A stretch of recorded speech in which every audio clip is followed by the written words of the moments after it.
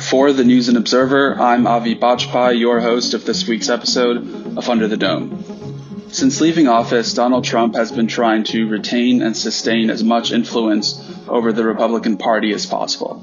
He's also repeatedly, almost on a daily basis, claimed that he won the 2020 presidential election, which he falsely says was, quote, rigged and stolen. Trump returned to North Carolina on Saturday to do both of those things: exercise his influence over state politics by urging his supporters to vote for the U.S. Senate and House candidates he's endorsed, and repeat several false or misleading claims that have come up frequently at his rallies. My colleague Lars, Dolder, and I were at Trump's Save America rally on Saturday, and after the day-long affair during which we heard from Ted Budd, Madison Cawthorn, Bo Hines, Mark Robinson, Dan Bishop, Greg Murphy, and Trump himself, Lars and I went through what we heard, what this rally means in the context of the upcoming May 17th primary election, and why it's important to cover these rallies in the first place. The following is our conversation after the conclusion of the rally Saturday night in Selma, North Carolina. Avi, where do we start, man? 7 hours on the ground in Selma. We've had several speakers, prominent members of the GOP in the North Carolina political arena. Ted Budd, who is a candidate for Senate, a congressman now. Bo Hines, Greg Murphy, who are both running as well. Lieutenant Governor Mark Robinson and Congressman Madison Cawthorn. Each spoke on some of the same high points. Maybe we can start there, Avi. If we could just briefly, what was the gist of what each person brought to the table? What do you think were the takeaways they were trying to get across to visitors at the rally? Yeah, Lars, you're absolutely right. It's hard to know where to start, but that's a good place to start. But yeah, 7 hours, quite a long day for all the Trump supporters who gathered here. I mean, I think we both got here just around 1:30, and there were already quite a bit of people assembled. So yeah, pretty long day for everyone who stuck till the end to listen to all the candidates and then the former president himself. In terms of what, the common sort of thread running through everyone's remarks, I think, all of it's basically brought this message home and kept sort of amplifying this message and repeating this message about how crucial the primary is, the upcoming primary just in about 5 weeks on May 17th. But then obviously the general election in the Senate race, which is a critical race, like we were talking about earlier this afternoon, the race to basically replace retiring Senator Richard Burr. That could have major ramifications for which party emerges from November with control of the Senate. So you basically heard a lot of these candidates. Congressman Cawthorn, I thought, was among those who was he was really driving that point home a lot and strongly. Basically trying to impress upon voters what's at stake here, which is control of the Senate, control of the House after November. But even they didn't necessarily talk about it too much, but even control down ballot at the state level. But I thought that was really one of the common threads. Everyone touched on that point. Cawthorn did. Lieutenant Governor Mark Robinson certainly did. Bo Hines, who's new to politics, he's running here in Johnson County in the 13th district, and he's hopefully, he's probably hoping that many of the people who turned out today will go vote for him in May, and then in the primary. He was driving this point home too, and then of course, Donald Trump was making this point at several times in his remarks. I think he spoke for a little more than an hour. And that was really the theme of his remarks, the message. What he wanted to drive home was, this sort of bit of a dystopian vision of where the country's headed. You see this in polling too. Lots of Republicans say that the country's headed down the wrong path, and that was basically what Trump was offering to voters tonight. Yeah, naturally, he talked about his aspirations to hold the presidency again after another 2 years. But like you said, the more imminent message, I think, from the Republican Party and the speakers who were there tonight was they want to take back control of Congress. and thereby push through some legislative changes that they've been looking for. I think it's our responsibility pretty early on in this conversation, Avi, to address what were a lot of claims presented as facts from some of these speakers that are just blatant misinformation. It's easy to fact check a lot of what came out, but unfortunately, that often is taken by some listeners as truth when it's not. What were some that stood out to you that we might rectify here? No, certainly. I think the one that stands out the most, kind of the most, you might say, sort of egregious thing that was coming up tonight, and that Trevor was saying several times, was you can sort of categorize it under claims about all kinds of malfeasance, irregularities in the last election. But Donald Trump coming out here more than a year rather, after he left office, and Joe took over, saying multiple times that the election was rigged, was stolen, that he believes he won twice, referencing 2016 and 2020, and that there were many things wrong with the voting process in 2020. You heard that from all of the speakers tonight, and you also, you had people sort of in the conservative world, some of these people who are sort of stars in conservative media. You had the CEO of My Pillow, Mike Lindell. He was here.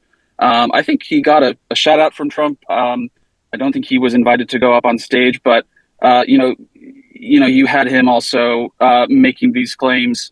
While during the break, basically, while we were waiting, after all the initial speakers, when we were waiting for Trump to take to the stage,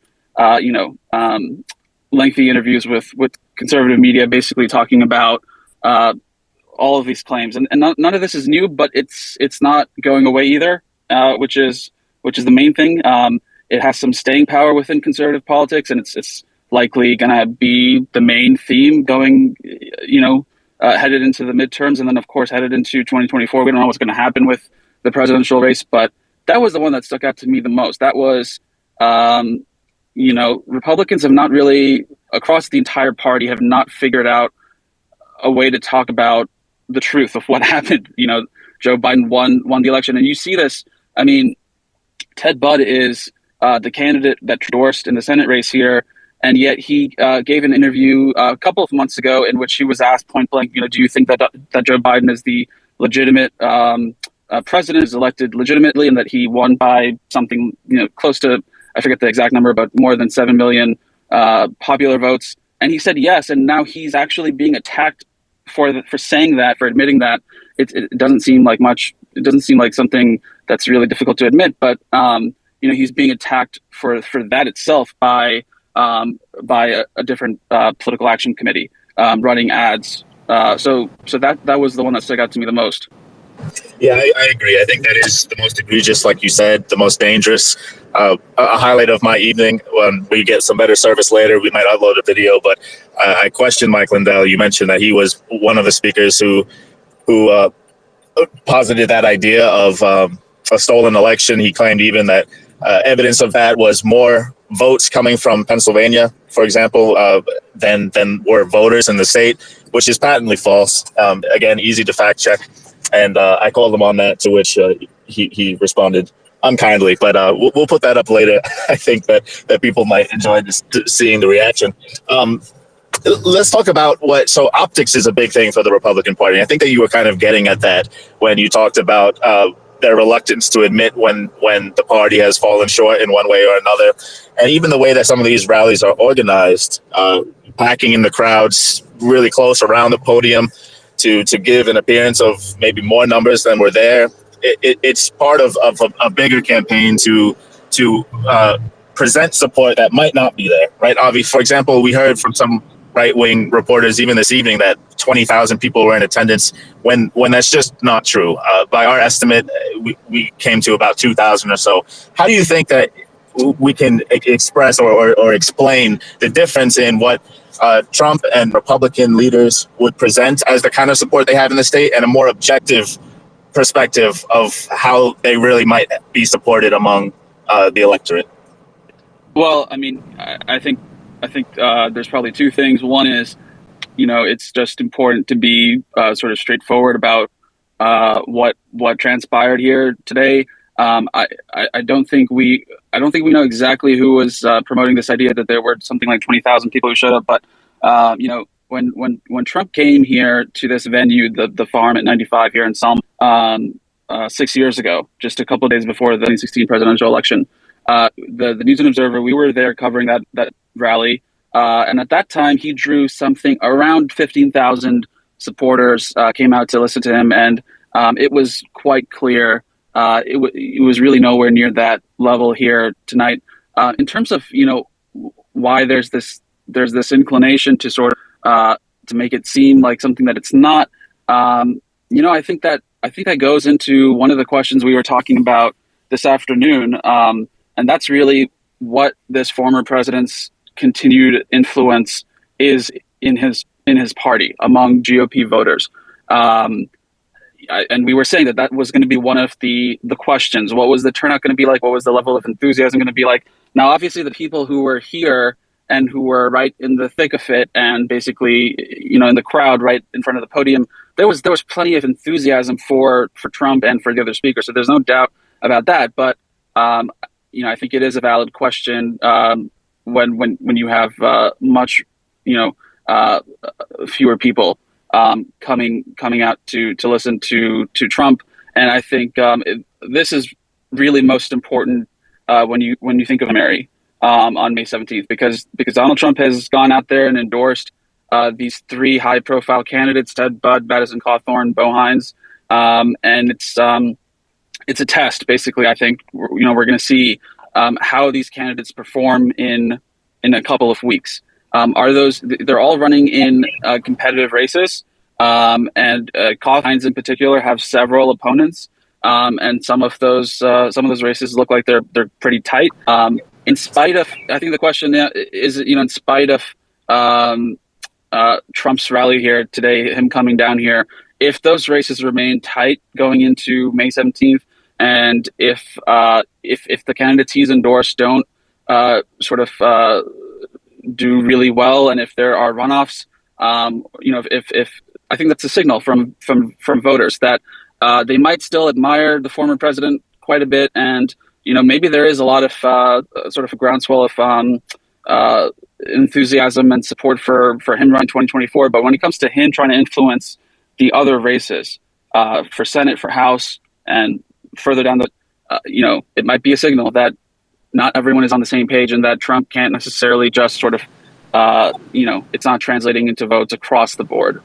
Yeah. Let me jump in on something that you've brought up there. Let's actually zoom in a bit and bring it home. So Bo Hines is a candidate for Congress, the 13th district. Correct me if I remember that wrong, often, but the 13th. Yeah. So which includes Johnston County. So that's part of the Greater Triangle area. Selma, of course, is in Johnston County, and so many of those in attendance at the rally likely would be among those who could vote for him.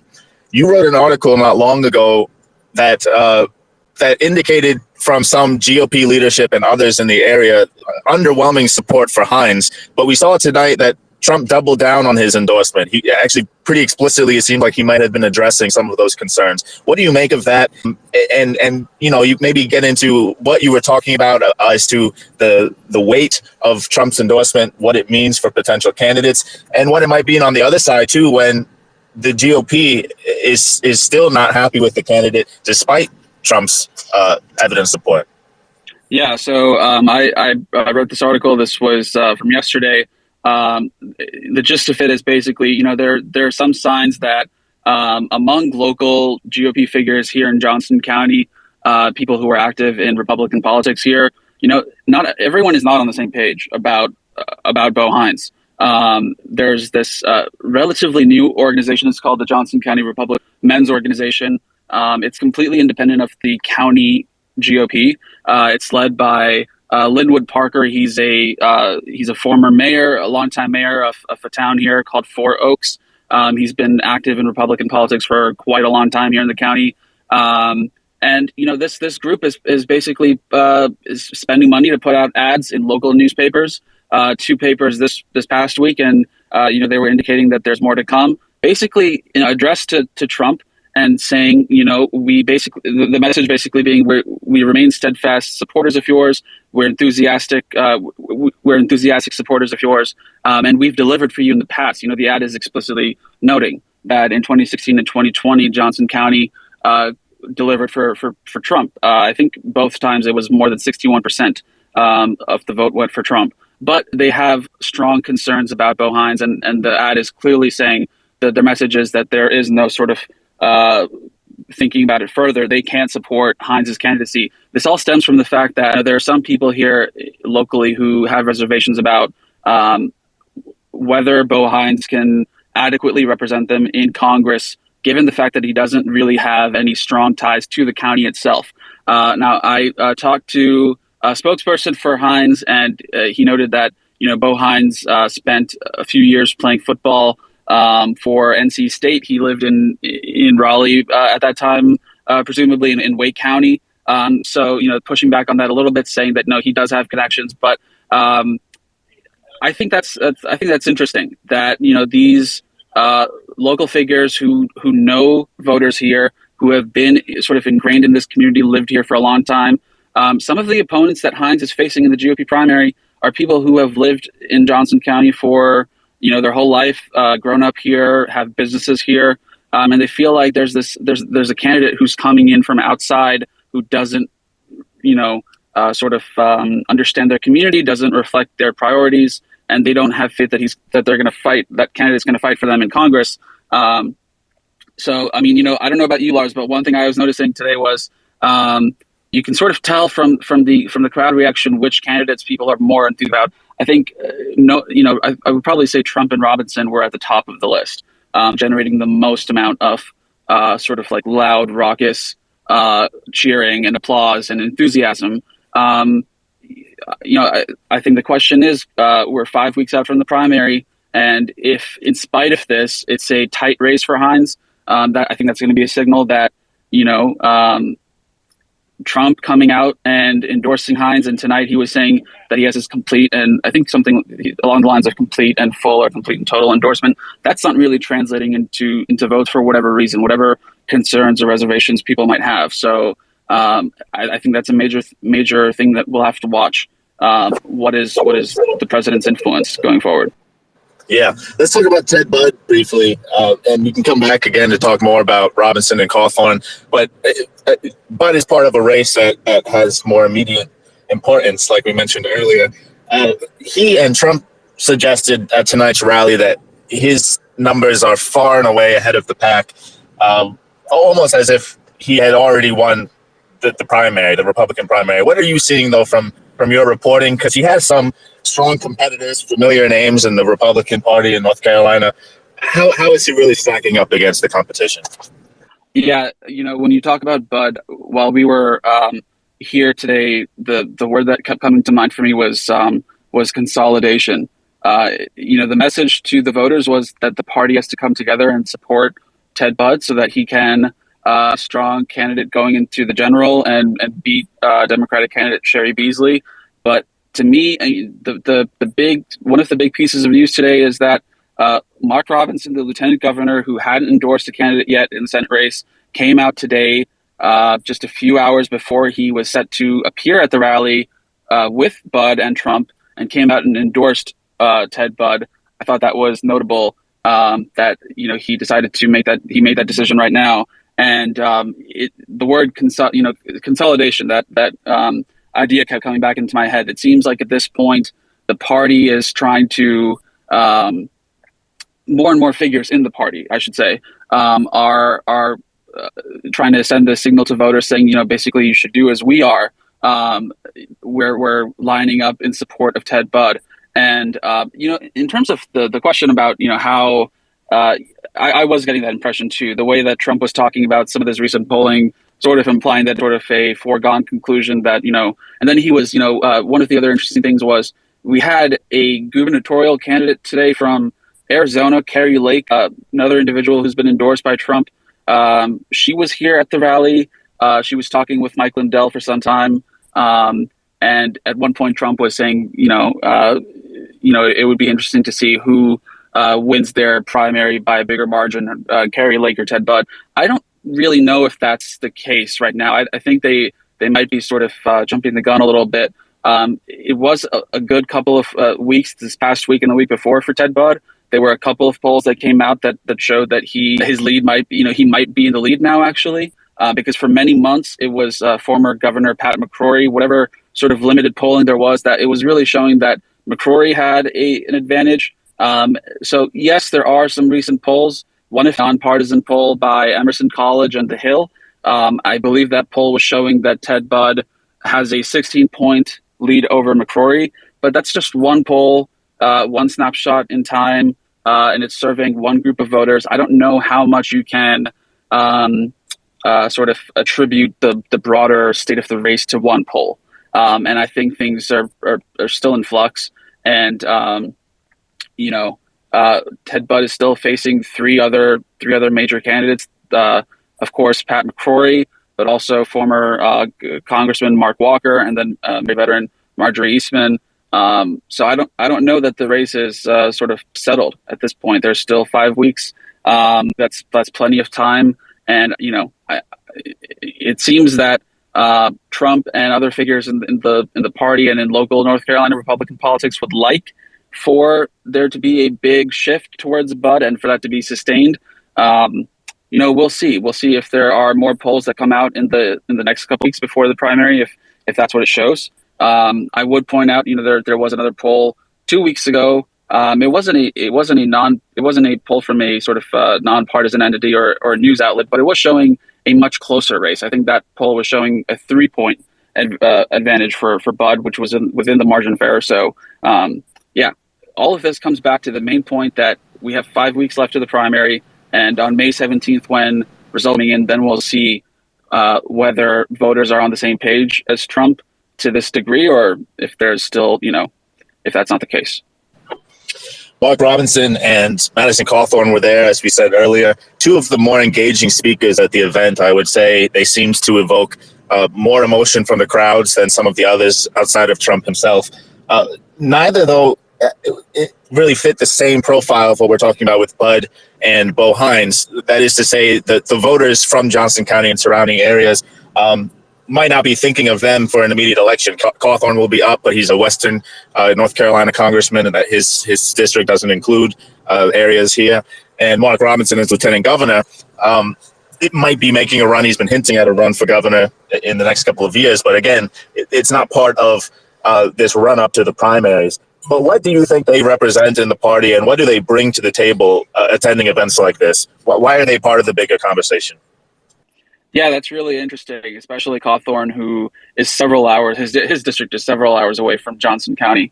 I think the answer to that is, I'd probably say Wilson and Cawthorn are two figures in GOP politics in North Carolina who are really major figures who evoke a lot of support and enthusiasm from, sort of rank and file GOP voters. I don't think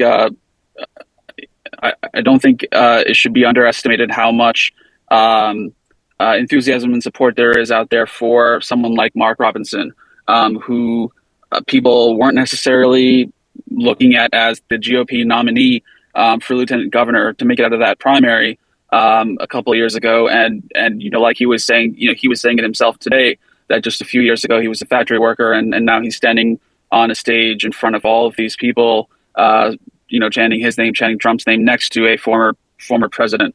So I think that's the answer there. Robinson and Cawthorn are high-profile Republicans. They generate enthusiasm. I mean, we were talking about how they both are, they're pretty good speakers. They know how to get a crowd going. They know how to resonate with a crowd. There was quite a bit of you could tell that the crowd was connecting with them quite a bit. Obviously, I think Trump was probably the most anticipated figure tonight, but I think Robinson and Cawthorn were sort of connecting with the crowd the most, and I think they do that whenever they speak at these kinds of rallies where there are lots of people in attendance. So I think it points to the fact that they're, you know, big figures in GOP politics here. And as much as they both sort of generate headlines and are involved in controversies, Cawthorn, especially in the last couple of weeks, I think with Cawthorn, we'll see in the primary how tight of a race that is. He's facing several opponents. And it is interesting, he has Trump's backing. He has the Club for Growth's backing. And I do want to mention that it was interesting to see that the Club for Growth, President David McIntosh, was here tonight, and Trump had him come up to the stage for a little bit. And Trump was kind of mentioning the fact that ordinary voters might not know who David McIntosh is, but he's an important figure. The Club for Growth has been spending millions of dollars supporting chiefly Ted Budd, but also Heinz now. They just launched I think it was a $1.25 million ad buy in support of Heinz that they're launching between now and the end of the up until the primary. So, I just want to make that point that it was interesting that McIntosh was here and that, Trump brought him up onto the stage. But just to get back to the question and to this point about the sort of staying power of Cawthorn and Robinson, I think I don't think they're going anywhere anytime soon. I think that they are both they both have staying power, and they're both sort of rock star figures for GOP voters. Much more to report on Cawthorn and Robinson, especially in coming years. There's more to be said about the primaries, which are coming in just a few weeks, and what takeaways we might have from Trump's rally here in Selma this evening. You can look out for more material on that from the News and Observer that will be coming in print and online. Check out our Under the Dome podcast as well on Monday that will synthesize some of the material that we've discussed this evening. Before we wrap up, though, Avi, real quick, I'm wondering if you can distill for listeners the answer to this question. Why should people care about an event like this? Because I think that often on social media, we get some feedback from folks that wonder why we cover rallies. Supporters and detractors alike have a lot to say about that. What really is that your average listener should be keyed in on after an event like this?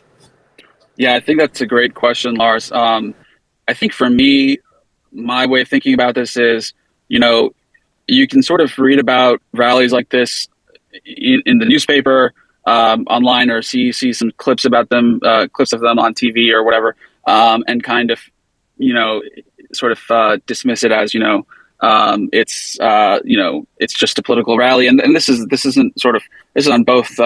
This could be for Democrats watching a Trump rally or vice versa. But I think it's important to come out here and report on these rallies in person and see what the atmosphere is like, see what the crowd is like, what the level of enthusiasm is like, what voters are saying, and how these candidates are resonating with the voters. Because for every one of these rallies, there's a couple thousand of people who are coming out to attend them, and then there might be their friends and family who didn't come for whatever reason, couldn't come, or they lived in a different part of the state, but they think alike and they vote in similar ways. And I think it's important just to keep track of the state of different races, the state of our politics here. North Carolina is one of these fascinating states where in any given election cycle, you can have Democrats winning certain races, Republicans winning other races. It's a very divided state. And because of that reality, I think that's why people should at least take a glance at what is happening at these rallies, what's coming out of them. Sometimes political rallies happen so frequently, especially in the run up to an election, you get jaded, which is understandable. But I don't know. I think that I think it's still worth everyone tuning in for a little bit. And it's not about it's I think it applies for everyone. Democrats listening to Republicans, Republicans listening to Democrats, independents listening to both. I think it's just it's just about being informed and seeing what other people are talking about. So that's what I would say. Again, for more news on tonight's rally, for photos and some other updates, as well as a few fact checks that will be coming in the next day or two, tune into the News and Observer online and in print. Check out our Under the Dome podcast coming out Monday, or follow at Under the Dome here on Twitter for more dedicated political coverage. And we thank you all for joining our Twitter space this evening. I'm Lars Dolder with Bajpai from the News and Observer, doing our best to keep you abreast of what's going on the ground in North Carolina's political arena. We thank you again. For more from our politics team, subscribe to the News and Observer at newsobserver.com/subscribe. Follow us on Twitter at Under the Dome and NC Insider, and sign up for our weekly political newsletter, also called Under the Dome, at newsobserver.com/newsletters.